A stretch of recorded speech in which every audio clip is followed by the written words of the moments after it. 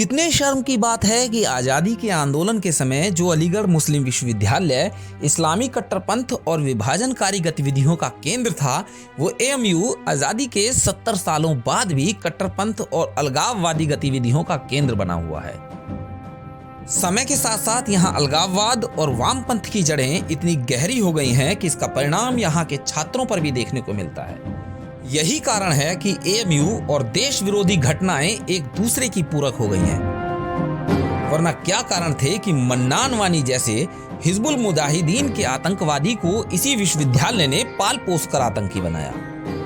राम ही जाने कि क्यों अलीगढ़ मुस्लिम विश्वविद्यालय यानी एएमयू का नाता सदैव विवादों से रहा है।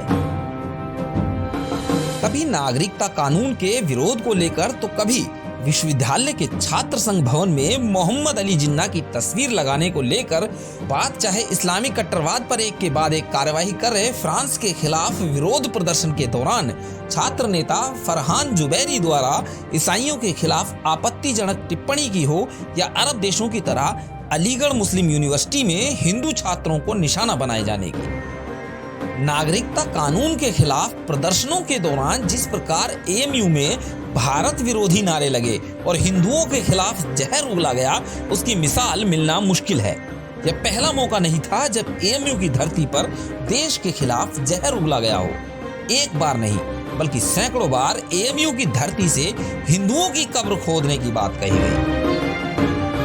कश्मीर भारत की आन बान और शान है, लेकिन नवंबर 2018 में एएमयू में लगे एक पोस्टर में भारत के नक्शे से जम्मू कश्मीर को ही गायब कर दिया गया है। ये ऐसा विश्वविद्यालय है जहां सुरक्षा बलों और आतंकियों के बीच मुठभेड़ होने पर सुरक्षा बलों को गालियां दी जाती हैं और मारे गए आतंकियों के लिए नमाज पढ़ी जाती है। शिक्षण संस्था होने के नाते एएमयू में राष्ट्रीय प्रतीक चिन्हों को सर आंखों से लगाया जाना चाहिए, लेकिन यहाँ उन्हें घृणा भाव से देखा जाता है।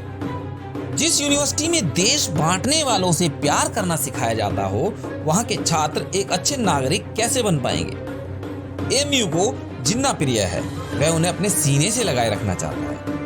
जब अलीगढ़ मुस्लिम यूनिवर्सिटी ने अपना शताब्दी समारोह मनाया तो पिछले 50 सालों में यह पहला अवसर था जब भारत के प्रधानमंत्री ने अलीगढ़ मुस्लिम विश्वविद्यालय के किसी कार्यक्रम को संबोधित किया हो। एएमयू में प्रधानमंत्री श्री नरेंद्र मोदी का यह कहना कि जो देश का है वह सबका है, कम शब्दों में बहुत कुछ इशारा करता है। यानी अब ज्यादा वक्त नहीं है जब भारत के संविधान और बाबा साहब अम्बेडकर के सामाजिक न्याय के तहत एएमयू में भी हिंदू, दलित और पिछड़े भाइयों को आरक्षण मिलेगा और देश के विभाजन से पहले विभाजन में सक्रिय भूमिका निभाने वाले तालीम के इस इदारे में जारी अलगाववाद का खात्मा होगा। खुली सड़कों पर मुसलमान भले कितना ही जय भीम का नारा लगा लें, लेकिन एएमयू की चार दीवारी के भीतर दलितों के प्रति इनकी नफरत जग जाहिर है। कितने शर्म की बात है कि पिछले 70 सालों से एएमयू में बाबा साहब अम्बेडकर और उनके संविधान का मखौल उड़ाया गया और हिंदुस्तान के पैसे से चलने वाली इस संस्था में आज तक दलितों के लिए आरक्षण लागू नहीं किया गया। गौरतलब है कि अलीगढ़ मुस्लिम यूनिवर्सिटी में दलित छात्रों को अन्य केंद्रीय विश्वविद्यालयों की तरह आरक्षण का लाभ नहीं दिया जाता है। यूनिवर्सिटी का दावा है कि एएमयू संविधान के अनुच्छेद 30 के अनुरूप कार्य करता है, जिसमें धार्मिक और भाषाई अल्पसंख्यकों को अपने शिक्षण संस्थान खोलने और उन्हें संचालित करने की इजाजत दी गई है, और अल्पसंख्यक संस्था होने के कारण ही एएमयू को अपने यहाँ आरक्षण लागू करने से छूट प्राप्त है। आपको बता दें कि अलीगढ़ मुस्लिम यूनिवर्सिटी एक अल्पसंख्यक विश्वविद्यालय नहीं है। इलाहाबाद हाई कोर्ट के न्यायमूर्ति अरुण टंडन ने अपने एक फैसले में केंद्र सरकार के 1981 के संशोधन अधिनियम को भी रद्द करते हुए कहा था कि यह संविधान की भावना के अनुरूप नहीं है। एएमयू में दलितों, पिछड़ों को आरक्षण के मुद्दे पर राष्ट्रीय अनुसूचित जाति आयोग की उत्तर प्रदेश इकाई ने विश्वविद्यालय को एक नोटिस भी दिया था।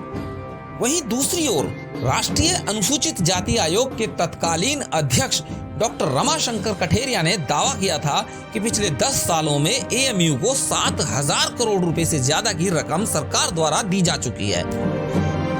उन्होंने सवाल किया था कि जब एएमयू अन्य केंद्रीय विश्वविद्यालयों की तरह सरकारी पैसा लेती है तो संविधान की व्यवस्थाओं के अनुरूप वह दलितों को आरक्षण क्यों नहीं दे रही।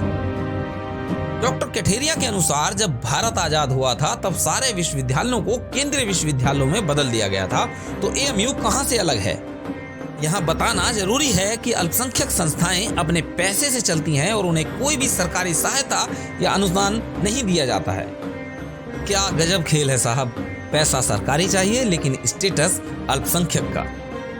एएमयू में दलित छात्रों के दाखिले के मुद्दे पर उत्तर प्रदेश के मुख्यमंत्री योगी आदित्यनाथ ने भी कहा था कि यदि बीएचयू दलितों और पिछड़ों वर्ग के लोगों को आरक्षण दे सकता है तो अलीगढ़ मुस्लिम यूनिवर्सिटी में ऐसा क्यों नहीं होना चाहिए। गर्व से अपने अल्पसंख्यक दर्जे का बखान करने वाला अलीगढ़ मुस्लिम विश्वविद्यालय शैक्षणिक गतिविधियों के अलावा बाकी सभी कारणों से हमेशा सुर्खियों में रहता है। यहाँ बात बात में सांप्रदायिक हिंसा भड़क जाती है। देश विरोधी नारे और राष्ट्र विरोधी गतिविधियां तो यहाँ जैसे एक सामान्य सी बात है। इस अलगाववादी विश्वविद्यालय को राष्ट्र की मुख्य धारा में लाने के लिए जरूरी है कि एएमयू में भी संविधान के अनुरूप दलितों को आरक्षण दिया जाए। दलितों के नाम पर अपनी रोटियां सेकने वाले ढोंगी दलित नेताओं को भी अब स्पष्ट करना होगा कि वे एएमयू में दलित आरक्षण के पक्ष में हैं या वो उन अलगाववादी ताकतों के साथ हैं जो अलीगढ़ मुस्लिम यूनिवर्सिटी में बाबा साहब अंबेडकर के सपनों की कब्र बनाए बैठे हैं। बहुजन संगम की मांग है कि अलगाववादी एएमयू में दलित आरक्षण तत्काल लागू हो ताकि इसे राष्ट्र की मुख्य धारा में लाया जा सके। जय राम जय भीम।